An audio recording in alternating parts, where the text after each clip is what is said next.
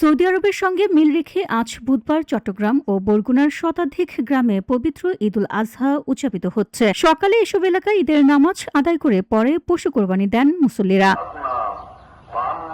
চট্টগ্রামের সাতকানিয়া উপজেলার মির্জাখিল দরবার শরীফের অনুসারীরা দীর্ঘদিন ধরে সৌদির সঙ্গে মিল রেখে ঈদ উদযাপন করে আসছে। সাতকানিয়া, চন্দনাইশ, বাঁশখালী, পটিয়া, বোয়ালখালী, হাটহাজারী, সন্দ্বীপ সহ বিভিন্ন স্থানে অনুষ্ঠিত হয় ঈদের জামাত।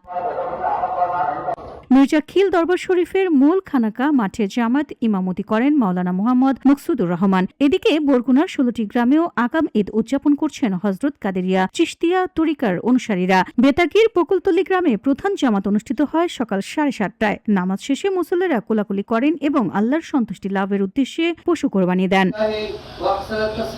VOD Bangla news desk.